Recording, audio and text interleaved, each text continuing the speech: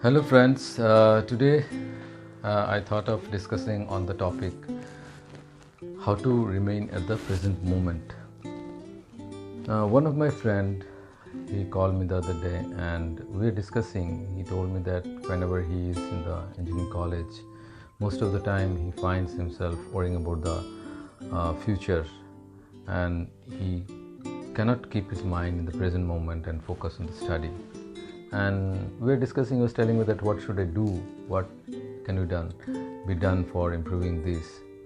I think the problem is not a new one, and I think all of us in certain degree we suffer with this particular issue, that rather than remaining fully on the present moment, either we dwell in the past worrying what has happened, and might be in the worrying about the future. So in this process the present is lost.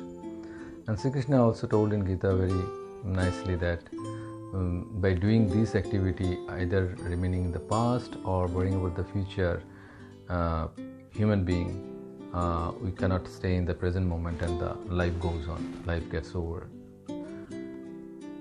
Now, while I was discussing with him, with my friend, we started discussing, and we came up with on the discussion that few tips or few things, small minute things daily we can do to improve the faculty or the power, right, to remain in the present. And what are the steps we have discussed? First,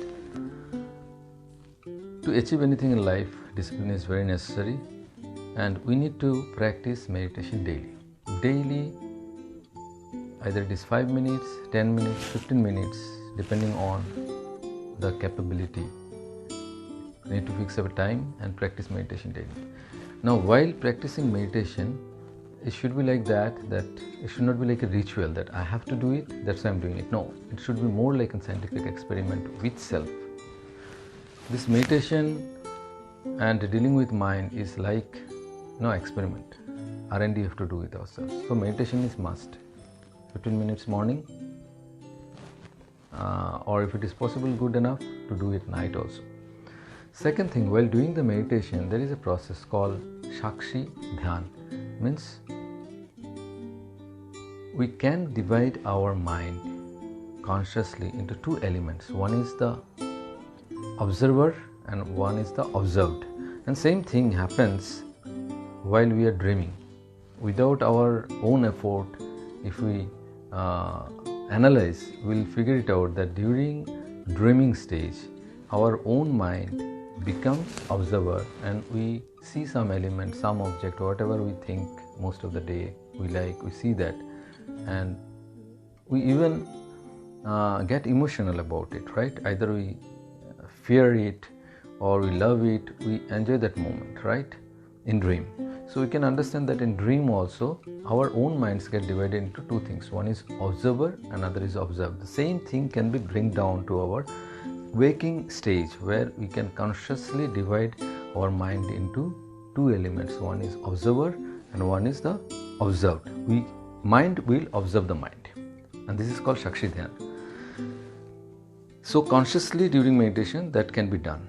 While doing this process, what will happen? A lot of time we'll find that though I'm trying to meditate and trying to maintain this process of the mind, observing one portion of the mind, the other mind, we'll see that we're losing the control, and we'll be losing the control, and we'll get lost in some kind of flow of thought.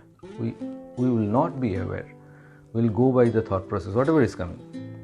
Somebody has told me something has happened in the office, some family problem, we will drift with those thought process. The thought will take us to some direction. We will not be having the control.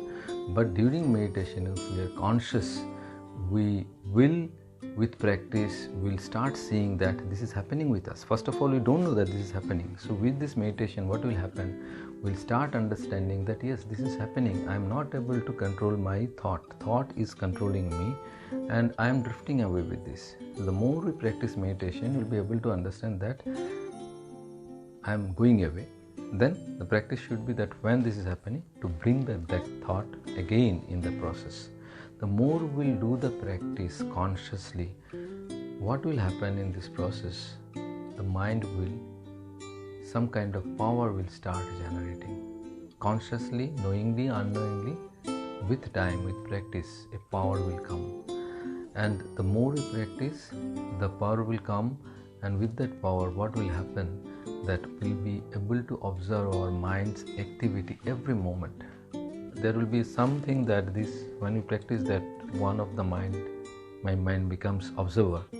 That observer will always be conscious. Whatever you're speaking, whatever you're doing, whatever the activity I'm doing, there will be a separate portion that mind will keep observed. So with that, what happens? Whenever there is somebody to look at, all those restlessness, all those drifting away get reduced.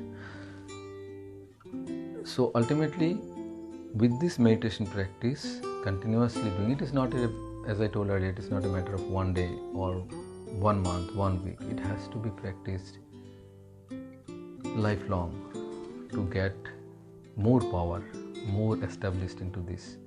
But with these 3 steps, if we do it daily with ourselves in a particular time, doing meditation, and then by ourselves, by our own mind, dividing into 2 portions, observer and observed, and keeping consciously practicing this game with oneself, one can develop or generate the power to be at the present moment. And this helps. This really helps. I have seen with my life that it works, and I know it will work for you also. So I know there is a lot of other techniques, other things, but I find that this is a very simple one. If you can do it, you can share your thought process. Keep watching. Thank you very much.